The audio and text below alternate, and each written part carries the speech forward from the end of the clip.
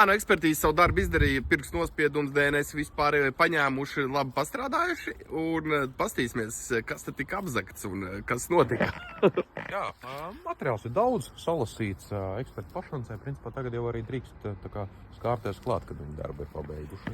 Nu, kā tu novērtēsi viņu profesionālismu? Aizgājušas ir standarta mantas, stūre, panelis, navigācija. Kas man liekas, kad ir neprofesionāli, ir pirmām kārtām, kā tas viss ir rauts ārā. Es esmu redzējis diezgan daudz tāds gadījums un ir bijis tiešām skaisti nostrādāts, kad nav ko piesieties. Čaļi var redzēt, ka ģelu savu mākā, šitien ir kaut kā švaki. Otra lieta, nozagtā navigācija ir cits, kas, viņš reāli, viņš vairs neko nemaksā. Kur ir pārsimts eiro. Pārsimts eiro cits, M stūrīte, tā jau maksā kaut kādi, otraizajā tirgū kaut kādi, 300–400, atkarīgs kā paveiksies ar pārdevēju. Instrumentu panelis ir nosperts, te arī viss barbariski rauts ārā, sabojāts ir pat panelis, parasti tā nenotiek, parasti viņi tā nesabojā. Un kas vēl ir interesanti, nav varējuši vispār šito paneli izjaukt ārā, mēģinājuši nozagt džojstiku, ko nav varējuši izdarīt, rezultātā džojstiks sabojāts, dekoratīva apdara sabojāta, pogas salauztas, nav vispār bijusi nekāda sajēga, kā to visu jaukt ārā. Un visinteresantākais pa bumperu, ko mēs nevaram saprast, jo kā viņi ir griezuši, dedzinājuši viņu nost, tas ir... Kas te ir darīts, tas vispār ir. Reiz bija M-bumpers.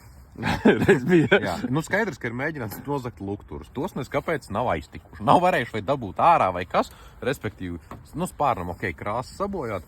Bumpers te ir kaut kas mēģināts zāģēt, darīt, velns viņi zina, ko ar viņu ir mēģinājuši darīt, un te ir kaut kādas deguma pēdas. Jā. Es nezinu, kas te ir darīts vispār kādā ātrumā, kas ko. Vai viņi tik ātri kaut ko viņi zāģējuši nost, ka viņš sācis degt, kur ir? Bet tad te būtu arī kaut kāds, es nezinu, tāds Kusuma. Jā, kaut kāds plastmasas sakusuma. Kā griezt, es nezinu. Es nezinu, kas. Šķērēm kaut kā, bet... Jā, gan jau, kad kaut kādi šitie tūlītās TikTok eksperti tūlītās izteiks savu viedokli. Ar kādu instrumentu tas varētu būt darīts? Kompetento, jā. Principā, nekas tāds ārkārtējs jau arī nav noticis īstenībā.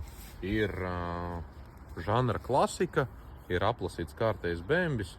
Eksperts arī teica, ka tāda ir katru dienu diezgan daudz, un protams, ka to visu sedz apdrošināšana. Tā kā zaudējumi te principā nav nevienam. Izņemot apdrošināšanai. Jā, labi, tur saimniekam gan jau, ka nākamgad tas kasko būs dārgāks. Un tas, ka uzrakstīja vēl vairāk cilvēku tieši tajā pašā naktī, tepat apkārt ir vēl vairākās vietās puikas pastrādājuši. Tā kā, jā. Te ir viņi vēl kaut kādu stieples rullu savējo patirs uz šito, gan eksperti teica, un te nekāda jēga viņiem no viņa nav. Bet tu redz, tāda rūpīgi satīta stieplīte līdzi. Es nezinu, varbūt ar viņu bija paredzēts to bumperu zāģēt, bet kādā ātrumā tad tur ar rokām ir jāzāģē, lai bumpers sāktu kaut Es zinu to, ka kaut kādu kapronu diegu plasmasu šitā ātri var močīt un kapronu diegu... Grūti man tev pateikt, kas tas ir. Karoči. Kas ir interesanti, nozagta pat ir startstop poga. To vismaz varēja atstāt, lai to mašīnu tā kā varētu izkustināt un iedzīt zem jumta logu aizlīmēt. Nozagta startstop pogu, tas man vispār nav saprotams. Jau tā ir nozagta nevērtīga navigācija, ir nozagta vēl nevērtīgāka startstop poga. Un tas ir, vakar es parēķināju, ka nodarītais zaudējums ir tur kaut kāds 1000 ar astīti. Neskaitot, protams, darbu un neskaitot to, ka panelis ir sabojāts. Nozagtas ir tādas diezgan, principā, lētas lietas. Otraizajā tirgū viņu cena, tas ir tas, ko es sarēķināju, ka otraizajā tirgu cena ir 1000 ar astīti, kaut kā 1200, 1300, 1400 eiro.